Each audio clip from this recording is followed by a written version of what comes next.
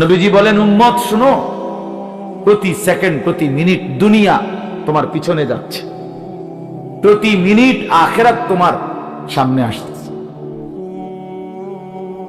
প্রতি ঘন্টা যায় তো আমার দুনিয়া যায়, প্রতি ঘন্টা যায় তো আমি আখিরাতের দিকে 1 ঘন্টা আগায় যাই, কবরের দিকেই 1 ঘন্টা আগায় যাচ্ছি, হাসরের দিকেই আমরা মূলত কি আগায় যাচ্ছি।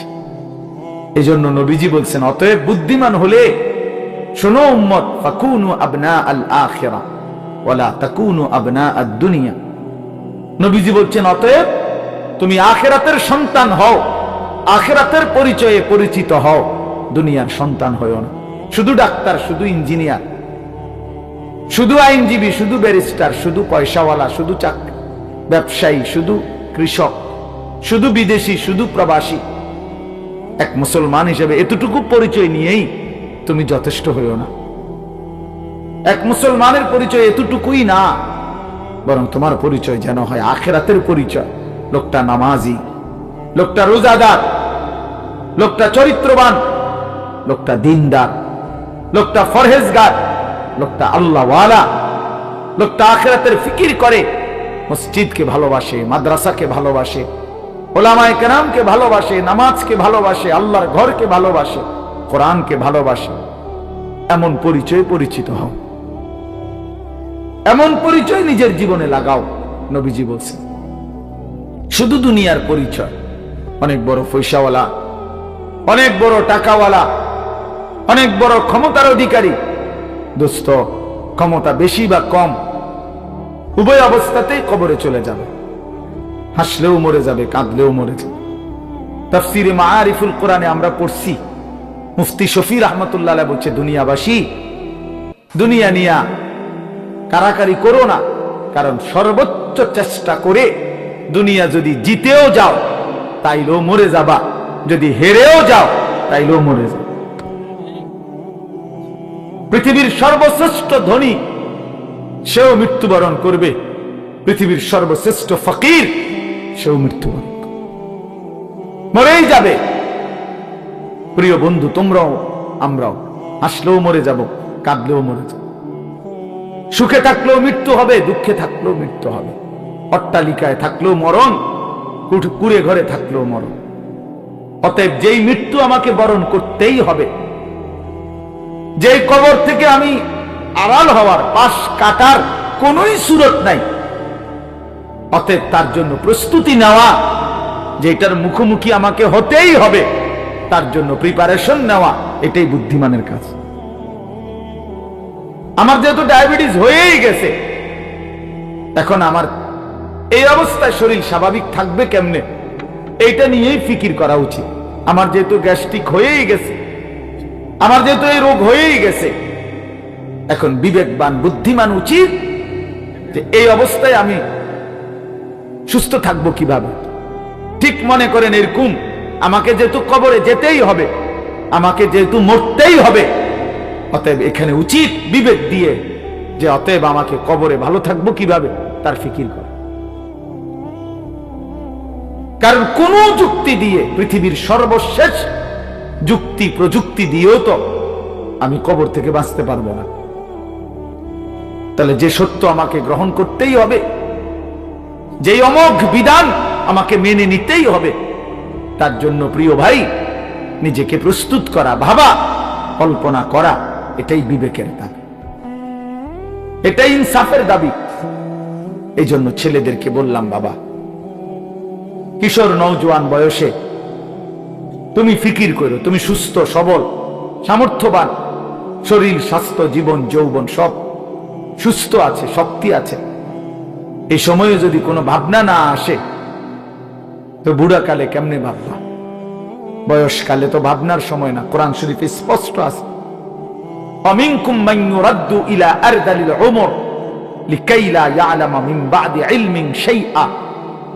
আল্লাহ বলেন, মানুষকে আমি পর্যায়ক্রমে ধীরে ধীরে, অনেক মানুষকে আমি এরকম নিষ্কর্মা বৃদ্ধ বানিয়ে দেই যে ফলে সে যে জিনিসগুলো ইতিপূর্বে জানতো, একটা পর্যায়ে সে আর কিছুই জানে না,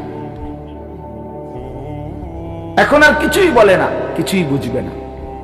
এই চাচা এখন আর কিছুই বুঝবে না, জিজ্ঞাসা করে দেখো। তার আর কোনো অনুভূতি নাই, তার কাছে এখন আর দুনিয়া বরাবর, সবকিছু, হাসিও বরাবর, কান্নাও বরাবর, রাতও বরাবর, দিনও বরাবর, আনন্দও বরাবর, বেদনাও বরাবর। ওনার তো আর সেই ফিলিংসটাই নেই। আমার মারে দেখছি আমি আজীবন, মা কত নামাজ পড়তেন, তিলাওয়াত করতেন, তাসবিহ পড়তেন, 500 দানার তাসবিহ পড়তেন মা। আর মা এখন এত অসুস্থ হয়ে গেছে, বৃদ্ধ। নামাজের কথা কোনো 10 বার 20 বার বললে হ্যাঁ মানে বুঝে না, কি করবো এটা বুঝে না। অজু করতে কইলে মা বুঝে না। তাহলে আমি তো আমার মায়ের চোখে দেখা সাক্ষী, আমি তো মাকে দেখছি। মা আমার সেই সকাল থেকে রাত পর্যন্ত কত নামাজ পড়তেন, কত কোরআন তেলাওয়াত করতেন। আমার মায়ের সেই জিন্দেগি তো আমি দেখছি ভাইয়া। এই জন্য আমরা, এটাই সত্য, এটাই বাস্তবতা, আমাদেরকে যেতেই হবে। 3 অবস্থার যে কোনো একটা হবেই। হয় একদিন এই শক্ত সামর্থ্য শরীর দুর্বল, অসুস্থ হয়ে যাবে, নয়তো বৃদ্ধ হয়ে যাবে, নয়তো তার আগেই কবরে পৌঁছে যাবে। প্রিয় বন্ধু, প্রিয় বাপ, আমাকে এটা বরণ করতেই হবে, আমাকে এটা বরণ করতেই হবে। এজন্য আমি অনুরোধ করছি, ওই দেখেন ওই ছেলে বারবার মোবাইল উঠাই আয়, মানে অসভ্য কিছু ছেলে আছে, অসভ্য, এমন গাদ্দার যে কারো কোনো কথা শুনবে। এর কথা হইলো যে মানে অনেক ছেলের যে হুজুর আমি এর থেকে ভালো মানুষের কথাই শুনি না, আপনার কথা শুনবো কিন্তু না, না এটাই বা হাসি না, এটা কলিজা পাথর হওয়া। এমন গাদ্দার যে কোনোভাবেই আমি নিষেধ করলাম। ওই যে ওই আরেক অপদার্থ হাসি, এই দেখছেন, এই যে এখন নামাইলো, এই জিন্দিগি, হে নিজে নিজে হাসে মোবাইলে। মানে কাকে বলে, কেন বলে, কি জন্য, আমার এত কিছু, আমি এবং আমার মোবাইল, পৃথিবীতে এরপরে আর কিছু আছে বা নাই এটা আমার জানার বিষয়। শেষ, আমি এবং আমার একটা মোবাইল, এটাই রাত, এটাই দিন, এটাই হাসি, এটাই কান্না, এটাই আনন্দ, এটাই বেদনা, খালাস। মোবাইল দেখতে দেখতে ঘুমাচ্ছে, মোবাইল দেখতে দেখতে ঘুম থেকে উঠতেছে। রাত গভীর হয় মোবাইলে, ভোর আলোকিত হয় মোবাইলে। আহা প্রিয় নওজওয়ান, আল্লাহ পাক তাইলে আমাদেরকে জন্য সৃষ্টি করছেন। মাত্র 15,000 টাকা 14,000 টাকা দামের একটা মোবাইলের কাছে হেরে গেলাম। এত সুন্দর জীবন, অনন্তকালের আখিরাত সব ত্যাগ করে দিলাম। কি বন্ধু, চিরস্থায়ী জান্নাত ছেড়ে দিলাম, জাহান্নামের জন্য সিদ্ধান্ত নিয়েই নিলাম। এই নারী, এই ছবি, এই উলঙ্গ দৃশ্য, এই জিনা, এই ব্যভিচার, খোদার কসম ধীরে ধীরে তোমার জাহান্নামের দিকেই নিয়ে যাবে। নুওয়াল্লিহি মা তাওয়াল্লা ওয়া নুসলিহি জাহান্নাম। আল্লাহ বলছে, যে বান্দা আমার রাসূলের বিরুদ্ধাচরণ করবে এবং আমার ঈমানদার বান্দারা যে পথে চলে তার উল্টো পথে চলবে, আল্লাহ বলেন আমি তাকে সেই উল্টো পথেই চালাবো এবং একদিন সত্যি সত্যি আমি তার জাহান্নামে ফেলে দেব। খোদার কসম, এটা কোরআন শরীফের আয়াত। আমি এই মাত্র বলে আসছি, বলছি তোমরা যারা আমার একটা কথা মনে করো, বাপ ছেলেদেরকে তোমাদেরকে বলি, বাবা সারা দিন সারা রাত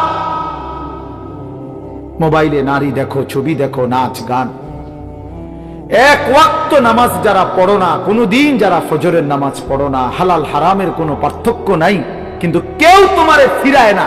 তোমার মা, তোমার বাবা, তোমার পাড়া, তোমার মহল্লা, তোমার দেশবাসী, কেউ তোমার নিয়ে একটু ভাবে না, কেউ তোমার একটু ফিরায় না, একটা বার বলে না যে এই বাবা তুই কোন রাস্তায় যাচ্ছিস, কিরে তুই মুসলমানের ঘরে জন্ম নিয়ে নষ্ট হয়ে যাচ্ছিস কেন?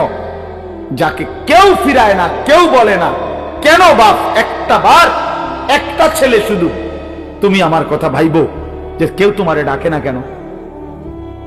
365 দিনে খোদার একটা বছরে কোনোদিন ফজরের নামাজ পড়লা না, অথচ কেউ তোমার একটু বলেও না কিরে বাবা তুই মুসলমানের ঘরে জন্ম নিয়া ফজরের নামাজ পড়স না কেন?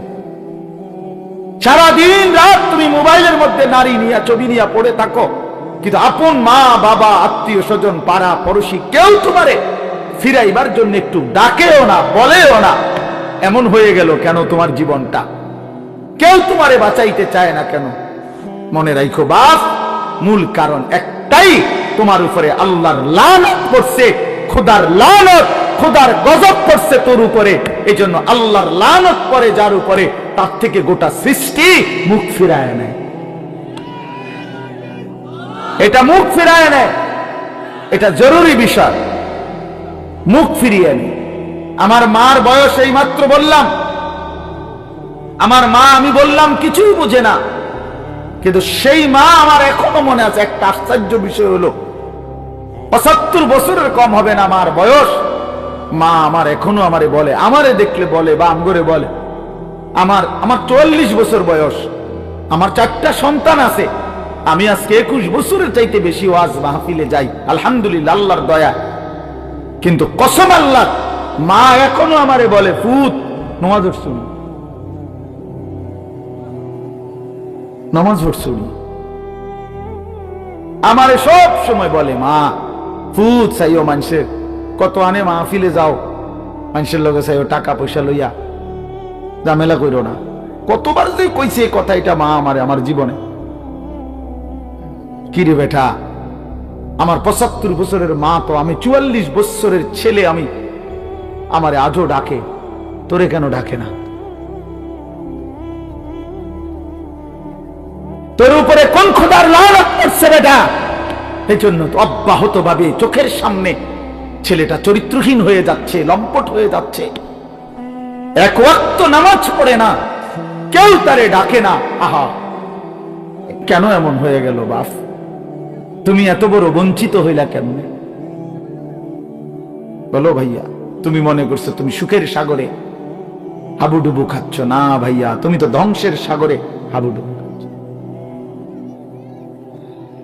তুমি তো ভাবছো তুমি বড় মজায় আছো, তোমার মাথার উপরে কারো ছায়া নাই। আসলে তো তোমার উপরে খোদার লানত, এই জন্য কেউ তোমারে ফিরাইবার চাচ্ছে না। এই জন্য বিবেক থাকলে আমার এই কথা ভাইব, বিবেক থাকলে, বিবেক থাকলে ভাইব। আমি তো ধমক দিলাম, তোমারে কেউ ধমক দেয় না কেন? কেন ধমক দেয় না? তোমারে কেউ ফেরায় না কেন? হ্যাঁ, এই জন্য দোস্ত দয়া করে এটা ভাবা উচিত, আমরা ইনসাফের সাথে আমাদের এটা ভাবা উচিত। আমরা যদি এটা ভাবি আমাদের জীবন সুন্দর হবে। এই কথাটাই আমি শুরু করছিলাম। আল কাইয়িসু মান দানা নাফসাহু, নবীজি বলছেন সে বুদ্ধিমান যে নিজের হিসাব করে, ও আমিলা লিমা বাদাল মাউত, এবং মৃত্যু পরবর্তীর জন্য আমল করে। সেভাবে আমি কে, আমারে কে বানাইলো, আমি আসলাম কোত্থেকে, কেন বানাইলো, আত্ম উপলব্ধি, নিজের বিবেক, নিজের জাগা। আসলে আমি কে? আমি মানুষ না জানোয়ার? এতটুকু বুঝ বুদ্ধি আকল দিমাগ যদি দোস্ত আমার না থাকে, আমি মানুষ হলাম কিভাবে, মুসলমান হলাম কিভাবে? মাসালুল লাযী ইয়াযকুরু রাব্বাহু ওয়াল্লাযী লা ইয়াযকুরু রাব্বাহু মাসালুল হাইয়্যি ওয়াল মাইয়্যিত। নবীজি বলছেন যে আল্লাহকে স্মরণ করে আর যে করে না, এই দুইজনের মধ্যে উদাহরণ হলো একজন জীবিত, একজন মৃত। নাফরমান মুর্দা, ইমানদার জীবিত। রাসূলুল্লাহ সাল্লাল্লাহু আলাইহি ওয়াসাল্লাম বলেছেন, ইন্নাল্লাযী লাইসা ফী জাওফিহি শাইউম মিনাল কুরআন কাল বাইতিল খারিব। প্রিয় বন্ধু শোনো, নবীজি সাল্লাল্লাহু আলাইহি ওয়াসাল্লাম বলছেন যে এই কলিজার ভিতরে আল্লাহর কোরআন নাই, কোরআন কিছু পরিমাণ কোরআন শরীফও নাই, 10টা সূরাও শুদ্ধ পড়তে জানে না, 10টা সূরাও মুখস্থ পারে না, আল্লাহর কালামের কিচ্ছুই জানে না। আল্লাহ রাসূল সাল্লাল্লাহু আলাইহি ওয়াসাল্লাম বলছে ওই নাফরমানের দিল হলো কাল বাইতিল খারিব, সারা বাড়ি, আলগা বাড়ি, যে বাড়িতে আগে থাকতো এখন থাকে না, নতুন ঘরে উঠে গেছে, ওই ঘরের এখন কোনা ভাঙ্গা গেছে, এই ঘরের এখন দুয়ার ভাঙ্গা গেছে, টিন সাল ফইরা গেছে, এখন সারা বাড়িটা আলগা বাড়ি, বিরান ঘর। সেই ঘরে এখন কুত্তা থাকে, সেই ঘরে এখন বিড়াল থাকে, সেই ঘরে এখন সাপ বিচ্ছু থাকে, মানুষ থাকে না। খোদার কসম, নবীজি বলছে যে কলিজার ভিতরে আল্লাহর কোরআন নাই, ওই কলিজার ভিতরে মানুষ থাকে না, কুত্তা থাকে, কুত্তা। এই কুত্তা থাকে, কুত্তা, কুত্তা থাকে ওই কলিজার ভিতরে, সাপ থাকে, বিচ্ছু থাকে, ওটাতে বিড়াল থাকে, ইন্দুর থাকে, কেচ্ছা থাকে, মানুষ থাকে না। ওই কলিজার ভিতরে মানুষ থাকে না, বুঝছো ভাইয়া? আজ তোমাদের যাদের জবানে আল্লাহর কোরআন নাই, তোমাদের যাদের দিলে মাওলার কোরআন নাই, তো তোমার এই ভেতরটা জন্তু জানোয়ারের ঘর, কুকুর বিড়ালের ঘর। আচ্ছা আরো শোনো মিয়া, কোরআন শরীফে সূরা আরাফের মধ্যে আছে কোরআনের আয়াত, ওয়াত্তাবা হাওয়াহু ফামাসালুহু কামাসালিল কালব। সরাসরি কোরআনের আয়াত, সরাসরি কোরআন শরীফের আয়াত। আল্লাহ তাআলা বলছেন যে মনের ইচ্ছা মতো চলে, মনের চাহিদার অনুসরণ করে, আমার মনে যা চায়। কেন নামাজ পড়ো না? তোমার মন চাইছে দেখে। আর কি কারণ? তোমার মন চাইছে, তুমি পড়ো না কেন? সারাদিন নারী দেখো, ছবি দেখো, তোমার মন চাইছে, এই তো না, আর কি তো কিছু না। কেন পেশাব করে, পায়খানা করে, ঢিলা কুলুক, টয়লেট পেপার, পাক নাফাকের কোনো পার্থক্য বুঝো না কেন? কারণ তোমার মন চাইছে, মন চাইছে। রাতের বাইজা গেছে 3টা, তুমি ঘুমাও না। দিনের বাইজা গেছে 10টা, তুমি ঘুম থেকে ওঠো না, কারণ তোমার ইচ্ছা, তোমার মনে যা চাইছে তা। আল্লাহর কসম বাপ, আমার কথায় রাগ করো না। আল্লাহ তাআলা কোরআনে বলছে এরকম মনের ইচ্ছার যে অনুসরণ করে, মনের যা চায় তাই করে, আল্লাহ বলছে তার উদাহরণ হলো কামাসালিল কালব, কুত্তার মতো, কুত্তার মতো, কুত্তার মতো, কুত্তার মতো, কুত্তার মতো। এই নামাজি বেনামাজি বেহায়া, মনে রাখিস তোর জিন্দেগি কুত্তার জিন্দেগি। তোদের যাদের কপালে সেজদা নাই, তোমাদের জীবন কুত্তার জীবন, মনে রাখো, কুকুরের জীবন এটা। কামাসালিল কালব। কই হারুন, কই কও কামাসালিল কালব, কালব অর্থ কি কও? বলো, এরা তো সব আমার ছাত্র, হারুন, এই যে রবি, বলো। কামাসালিল কালব, কুকুরের মতো আল্লাহ বলছে কোরআন। এ তো কোনো ব্যাখ্যার কিছু নাই যে এক হুজুর কইছে এটা, আরেক হুজুর কইছে এটা, এরকম কথা বোঝেন না এমনি। এটা ব্যাখ্যার কিছু আছে এখানে? এটা তো স্বাভাবিক বাংলা, সোজা বাংলা। কামাসালিল কালব, কুকুরের মতো। ওই জিন্দেগি কুত্তার জিন্দেগি, যে জিন্দেগি নাফরমানের জিন্দেগি, নাফরমানের জীবন। এজন্য দোস্ত, রহম করো নিজের উপরে। আমার চিৎকার চেঁচামেচির একটাই মাকসাদ, সারাটা বছর আমি চিল্লাই, এই এক কথার ফেরি করি, তুমি তোমারে কদর করো। আমার বাবা, আপনাদেরকে বলি, বাবারা যারা বয়স্ক আছেন, আপনি ইনসাফের সাথে বলেন, আপনি মুসলমান, 60 বছর ধরে আপনি মুসলমান, আপনি এখনো বিড়ি সিগারেট খান, আপনি ফিরবেন কখন? বলেন বাবা, 60 বছর ধরে এখনো আপনি চা দোকানে, টেলিভিশনে নাচ গান না দেখলে আপনার রাতের ঘুম হয় না। আস্তাগফিরুল্লাহ, এত বছরেও আপনার নাফরমানি ছাড়ার সময় হয় নাই? 60 বছর বয়সেও মুসলমান গালি দেয়, 60 বছর বয়সেও মুসলমান কিস্তি নেয়, 60 বছর বয়সেও মুসলমান সুদ খায়, 60 বছর বয়সেও মুসলমান টেলিভিশনে নাচ গান নর্তকীর ছবি দেখে। ছি ছি ছি ছি, এত নির্লজ্জ, এত বেহায়া ইমানদার বুড়া মানুষ হইতে পারে না।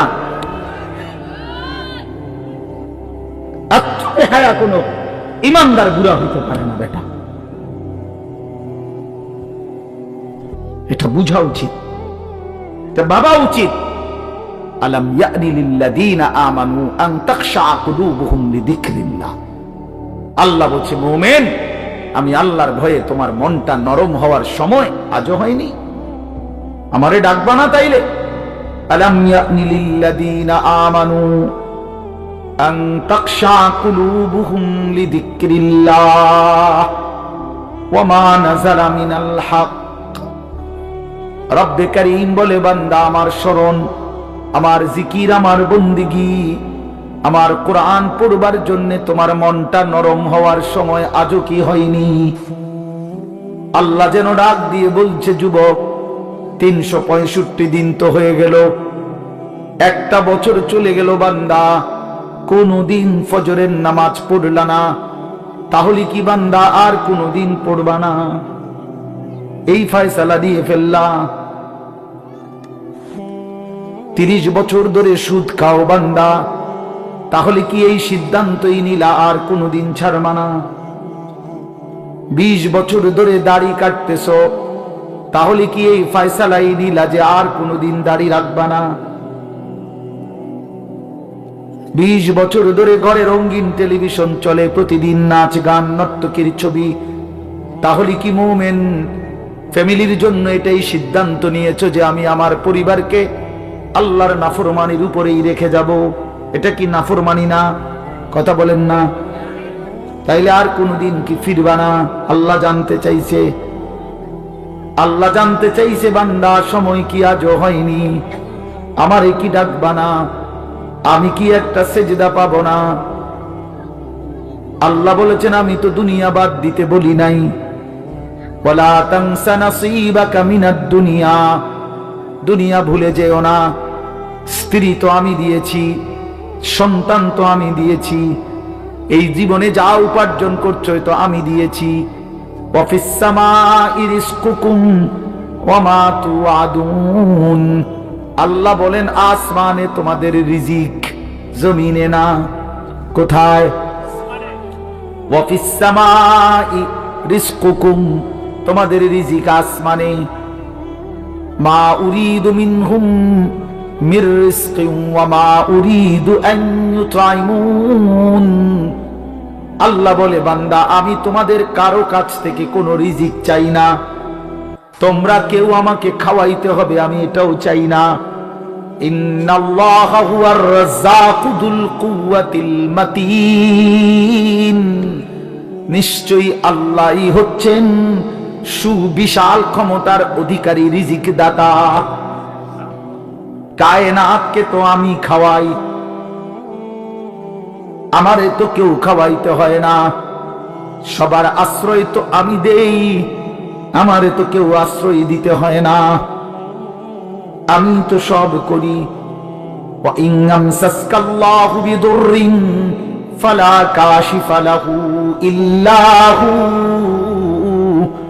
আল্লাহ বলে, বলো না বান্দা, আমি যদি কাউকে মুসিবতে ফেলি, তাইলে সেই মুসিবত থেকে উদ্ধারকারী আমি ছাড়া আছে কে? কে আছে? কে বলে না বাপ? কে? ফালা কাশিফা লাহু ইল্লা হু, আমি ছাড়া উদ্ধারকারী কেউ নাই, কেউ নাই। ওয়া ইন ইউরিদকা বিখাইরিন ফালা রাদ্দা লিফাদলিহি, আল্লাহ বলেন, আর আমি যদি কাউকে কল্যাণ করি, উপকার করি, তাইলে আমার কল্যাণ, আমার উপকার ঠেকায়া দিবে এমনও তো কেউ নাই। কে দিবে আমার ঠেকায়া? আমারে প্রতিহত করবে কে? ওয়া ইন মিন শাইইন ইল্লা ইনদানা খাযাইনুহু ওয়া মা নুনাজ্জিলুহু ইল্লা বিকদারিন মা'লুম, আল্লাহ বলে, বান্দা সব কিছু আমার কাছে আছে ভান্ডারে ভান্ডারে, কিন্তু আমি জমিনে নাজিল করি পরিমাণ মতো করে। একসাথে সব আলু দিয়ে দিলে রাখবা কই? একসাথে 30 বছরের পেঁয়াজ দিয়ে দিলে রাখবা কই? কথা বোঝেন নাই? একসাথে 50 বছরের খাবার দিয়ে দিলে রাখবা কই? আছে তো আমার কাছে সব কিছুর ভান্ডারে ভান্ডার, কিন্তু আমি জমিনে দিয়ে থাকি পরিমাণ মতো করে, বিকদারিন মা'লুম। ইন্না কুল্লা শাইইন খালাকনাহু বিকদার, আল্লাহ বলেন সব কিছু আমি বানিয়েছি পরিমাণ মতো করে। জন্ম নিল কয়জন, কবরে নিলাম কয়জন, আমার হিসাব আছে। কোন সংখ্যা, জনসংখ্যা কোন সময় বেড়ে গিয়ে ক্ষতিগ্রস্ত হবে না, আমি আছি না। বুঝেন নাই কথাটা? কোন বিজ্ঞানী বুদ্ধি দিছে, কোন পাগলে বলছে? সব পাগল মাতাল ছাড়ো, আমি আছি। ওমা মিন দাব্বাতিন ফিল আরদি ইল্লা আলাল্লাহি রিজকুহা। আল্লাহ বলে যত কিছু জমিনে বিচরণ করে সব কিছুর রিজিকের জিম্মাদারি আমি একাই আমার কাঁধে তুলে নিলাম। সুবহানাল্লাহ। ওয়া ইয়ালামু মুস্তাকাররাহা ওয়া মুস্তাউদাআহা। আল্লাহ বলেন আমার বান্দা, আমার সৃষ্টি, আমার মাখলুক কখন কোথায় থাকবে, শেষ পর্যন্ত কোথায় দাফন হবে, আমি সব আগের থেকেই জানি, ফয়সালা করে রেখেছি। গতকালকে আমি ছিলাম সিলেট মৌলভীবাজার, আজকে এখানে। এই জিন্দেগি আল্লাহ বলেন আমি জানি। কুল্লুম ফি কিতাবিন মুবিন। সব কিছু আমি স্পষ্ট আমলনামার মধ্যে, তাকদীরের মধ্যে লিখে রেখেছি। তাকদীরে সব আগের থেকেই ফয়সালা করা, সব আগের থেকে সিদ্ধান্ত করা। আর রিজকু মাকসুম, রিজিক বন্টন হয়ে আছে। মাথার গাম পায়ে ফেললা, পায়ের গাম যদি আবার মাথা তো উড়ান, বরাদ্দ যে দূরে দূরে, উদ্দাই লাফান। আর উদ্দাই লাফান, বুঝেন নাই? যে পরিশ্রম করে তার আয় বাড়ে, তাইলে তো সব দোকানদারের বেচা কিনা সমান হইতো। একসাথে দোকান খোলে, একসাথে দোকান বন্ধ করে, কামাই সমান না কেন? বুঝেন নাই এমনি কথা?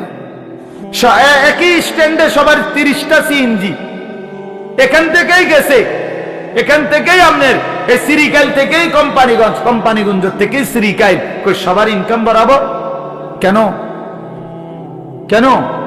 শুধু পরিশ্রম করলেই অর্থ আসে? না না না, আসমানের ফয়সালাতে অর্থ আসে, রবের ফয়সালা।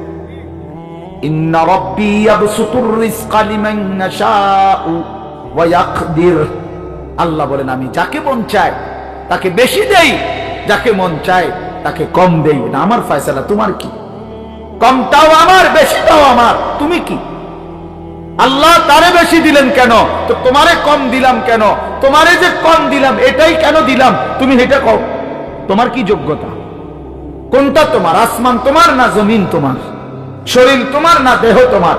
বুদ্ধি তোমার না চোখ তোমার না হাত তোমার? তোমার কি তা? কথা বলেন না কেন? তো সবই আমার, আমি যাকে যা মন চাই তাই দেব। তুমি কি?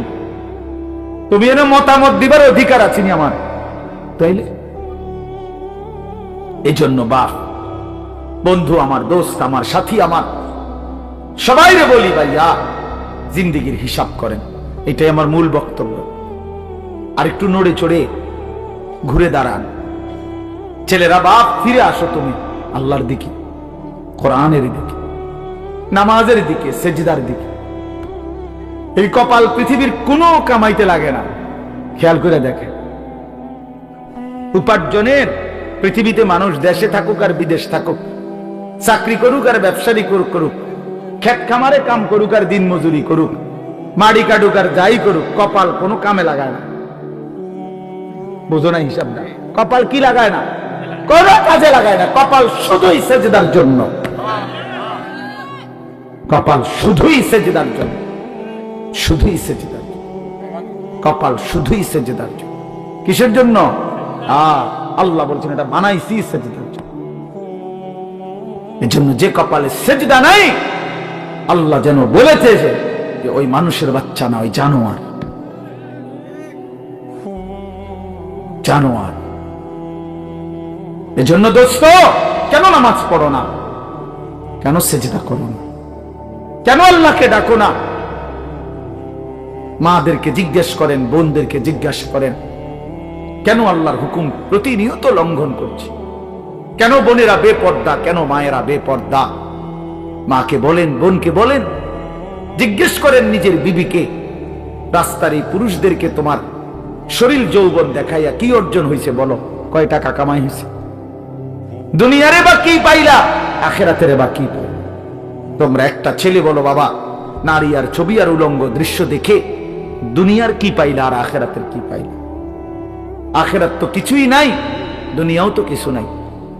শরীর, যৌবন, নিজের সক্ষমতা নষ্ট করা ছাড়া আর কি?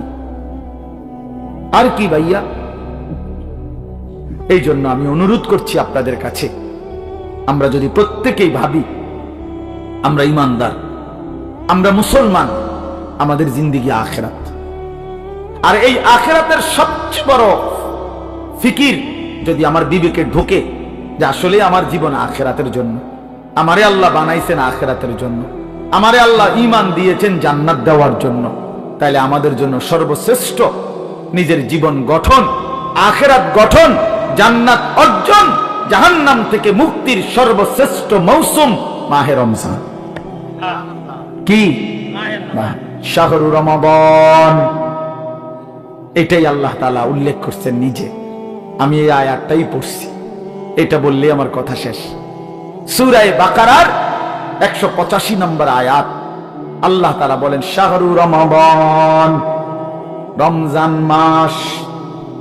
যে রমজান এতটা দামি যে মহান আল্লাহ পাক রব্বুল আলামিন নিজে উল্লেখ করছেন, নিজে, শাহরু রমাদান, রমজান মাস। আচ্ছা, এই রমজান মাস এটা কোরআনের শব্দ, অতএব আপনারা ভাবেন, একজন হলেও বুঝবেন, আপনারা ভেবে দেখেন এটা পৃথিবীতে উচ্চারিত হয় রমজান মাস কতবার, কতদিন? সারা বছর, সারা বছর এই শব্দ উচ্চারিত, কারণ সারা বছর আল্লাহর কোরআন আল্লাহর জমিনে কোথাও না কোথাও তেলাওয়াত হইতেছে। তাহলে এটা যেহেতু কোরআনের শব্দ শাহরু রমাদান, এই জন্য রমজান মাস এই কথার যেন উচ্চারণ সারা বছর, সারা বছর যেন আল্লাহর জমিনে উচ্চারিত হয় যে বান্দা, একটা মাস আছে বড় দামি মাস, সেটা রমজান মাস, সেটা রমজান মাস। আল্লাহ বলেন, এবার নিজে আল্লাহ বলতেছেন, শোনো বান্দা, আমি নিজেই এই মাসের পরিচয় দেই। আমি যদি জিজ্ঞেস করি রমজান মাস কোন মাস, আল্লাহ বলেন আমি পরিচয় দিচ্ছি, শোনো, আল্লাযী উনজিলা ফীহিল কোরআন, এটা সেই মাস যে মাসে আমি আল্লাহ কোরআন নাজিল করেছি। কোরআন নাজিল হয়েছে যেই মাস, সেই মাসের নাম রমজান মাস। এই কারণে রমজান এত দামি। রমজানের আমার শায়েখ আল্লামা মুফতি মুশতাকুন নবী সাহেব বলে, রমজানের প্রতি ঘন্টা, মিনিট, সেকেন্ড, এক একটা মুহূর্ত যেন হীরা মণি মুক্তার মতো, হীরা মণি মুক্তার মতো। আল্লাহ তাআলা এমন ভাবে এটাকে, যেমন এই প্যান্ডেলটা আপনারা আলাদাভাবে সুন্দর করে চারদিকে কি চমৎকার করে সাজাইছেন, চারিদিকে এটাকে সুন্দর করে একটা সাজানো প্যান্ডেল, রমজানকে যেন আল্লাহ তাআলা এভাবে সাজাইছেন, আল্লাহ নিজের হাতে রমজান সাজাইছেন। আল্লাহ বলে, বান্দা শোনো, আমি রমজানকে কেমনে সাজাইলাম। 1, পুরা মাস রোজা। 2, প্রতিদিন ইফতার। 3, প্রতিদিন সাহারি। 4, প্রতিদিন 20 রাকাত তারাবি। 5, শেষ দশকে এতেকাফ। 6, শেষ দশকের বেজর রাত্রিতে শবে কদর। এরপরে 7, একটা নফল একটা ফরজের সমান। 8, একটা ফরজ 70টা ফরজের সমান। 9, প্রথম দশক রহমত। 10, মাঝখানের দশক মাগফিরাত। 11, শেষ দশক জাহান্নাম থেকে মুক্তি। আল্লাহ বলেন, জান্নাতের দরজা খুলে দিলাম, জাহান্নামের দরজা বন্ধ করে দিলাম, সমস্ত শয়তানগুলোকে শেকলে বন্দী করে দিলাম, চারিদিক দিয়া গোলাইয়া সব গুছাইয়া, বান্দা রাস্তা কেবল একটাই খোলা, দরজা কেবল একটাই খোলা। পুরা রমজান রাতে আসো, দিনে আসো, দুপুরে আসো, শুধু আমার গোলামি করবা, গুনাহ ছেড়ে দিবা, আর একটা দরজা দিয়েই সবাই ঢুকবা, শুধুই জান্নাত, শুধুই জান্নাত, শুধুই জান্নাত, শুধুই জান্নাত। কারণ দরজা তো খোলা একটাই, জান্নাতের দরজা, জাহান্নামের দরজা বন্ধ। এই মাসে আমি কোনো দিকে দেব না, শুধু জান্নাত দেব, শুধু জান্নাত, শুধু জান্নাত। এজন্য বাপ মহান আল্লাহ পাক রব্বুল আলামিন বলছেন, রমজান আমি কোরআন নাজিলের মাস। আমার শায়েখ বলে, আল্লামা মুফতি মুশতাকুন নবী সাহেব বড় সুন্দর বলছে হুজুরে, যে শুনেন, আল্লাহ তাআলা রমজানকে বলছেন কোরআন নাজিলের মাস। এজন্য দামি বানাই দিছেন রমজান। একটাবার চিন্তা করে দেখেন, প্রত্যেক রমজানে কোরআন নাজিল হয় না, রমজান নির্দিষ্ট একটি রমজানে না কোরআন নাজিল হয়েছে, কথা বুঝছেন না? কিন্তু ওই এক মাসে কোরআন নাজিল হয়েছে দেখা আল্লাহর এই জমিনে যতবার এই মাস ঘুরে ঘুরে আসতেছে 1450 বছর ধরে প্রত্যেকবারই এই মাস দামি হয়ে যাচ্ছে। একটি রাতে শবে কদর কোরআন নাজিল হয়েছে, ফলে যতবার এই রাতটা ঘুরে ঘুরে আসে প্রত্যেক বছরই এই রাত দামি হয়ে যাচ্ছে। অতএব কোরআনুল কারীম এক রাত্রিতে নাজিল হইছে, এজন্য প্রত্যেকবারই ওই রাত্রি দামি। একটি মাসে নাজিল হইছে, এজন্য প্রত্যেক বছর ওই মাসটা দামি। এজন্য যে ইমানদার কোরআনকে বুকে আগলায় নিছে, কোরআনকে নিজের জীবনে গ্রহণ করে নিছে, রমজানকে আপন করে নিছে, খোদার কসম রব্বে কারীম তাকেও সারা বছর সারা জিন্দেগি দামি বানায় দিছে, দামি বানায়। এজন্য রমজান মাসের নাম কি? রমজান। রমজান উচ্চারণ করেছেন যিনি এই মাসের নাম, তিনি রহমান, আর তিনি নাজিল করেছেন কোরআন। এটা গ্রহণ করেছে যে সে হলো মুসলমান। দিয়েছেন যিনি, তিনি রহমান। যিনি দিয়েছেন তিনি রহমান। মাসের নাম রমজান, নাজিল করলেন কোরআন, গ্রহণ করলো মুসলমান। ফামান শাহিদা মিনকুমুশ শাহরা ফালিয়াসুমহু। আল্লাহ বলেন হুদাল লিন-নাসি ওয়া বাইয়িনাতিন মিনাল হুদা ওয়াল ফুরকান। আল্লাহ বলছে, বান্দা আমি এমন কোরআন নাজিল করেছি যে কোরআন গোটা বিশ্ব মানবতার হেদায়েত, এবং সব কথা স্পষ্ট, বাইয়িনাত, কোন কথা, কোন শব্দ, কোন বাক্য, কোন ব্যাখ্যা বিশ্লেষণ অস্পষ্ট, অগোছালো, অপূর্ণাঙ্গ কোরআনে নাই। সব স্পষ্ট, রাত দিন 24 ঘন্টা। ওয়াল ফুরকান, এবং কোরআনই হচ্ছে, এই শেষ কথাটা মনোযোগ দিয়ে শোনো ভাইয়া, আল্লাহ তাআলা বলছে কোরআন হচ্ছে ফুরকান, সত্য মিথ্যা, ন্যায় অন্যায়, উচিত অনুচিত, হালাল হারাম, জায়েজ না জায়েজ, করণীয় বর্জনীয়র মধ্যে পার্থক্যকারী আল্লাহর কোরআন। এজন্য ভাইয়া বাপ বিশ্বাস করেন, ছেলেরা বাপ তোমাদেরকে বলি ভাইয়া, আল্লাহর কোরআনের জ্ঞান যার নাই, কোরআন যার বুকে নাই, কোরআন যার হাতে নাই, কোরআন যার জবানে নাই, কোরআন যার জিন্দেগিতে নাই, কোরআন যে গ্রহণ করে নাই, আল্লাহর কসম, রব্বে কাবার কসম, সে হালাল হারাম, বৈধ অবৈধ, ন্যায় অন্যায় সে বুঝতে পারে নাই, খুঁজে পায় নাই, তালাশ করে পায় নাই। এজন্য কোরআনবিহীন কোনো মানুষ সভ্য হইতে পারে না। কোরআনবিহীন কোনো মানুষ বাংলা বই ন্যায় অন্যায় শিখায় না, অঙ্ক বই ন্যায় অন্যায় শিখায় না, ইংরেজি বই ন্যায় অন্যায় শিখায় না, পদার্থবিজ্ঞান জীববিজ্ঞান ন্যায় অন্যায় শিখায় না, রসায়ন বিজ্ঞান ন্যায় অন্যায় শিখায় না, উচ্চতর গণিত ন্যায় অন্যায় শিখায় না, ডাক্তারি বই ন্যায় অন্যায় শিখায় না, আইনের বই ন্যায় অন্যায় শিখায় না। শুধু আল্লাহর কোরআন ন্যায় এবং অন্যায়, হালাল এবং হারাম, উচিত এবং অনুচিত, বৈধ এবং অবৈধ এটা শিখায়। অতএব কোরআন বঞ্চিত তো সে হালাল হারাম থেকেই বঞ্চিত।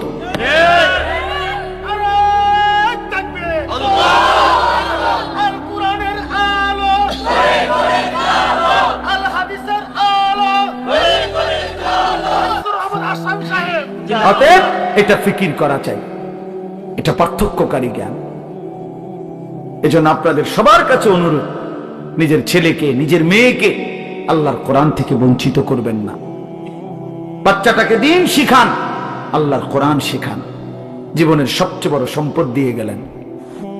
কোরআন আজীবন মানুষকে দামি বানায়, কোরআন জান্নাতেও দামি বানাবে। সর্বশেষ কথা হলো ফামান শাহিদা মিনকুমুশ শাহরা ফালিয়াসুমহু।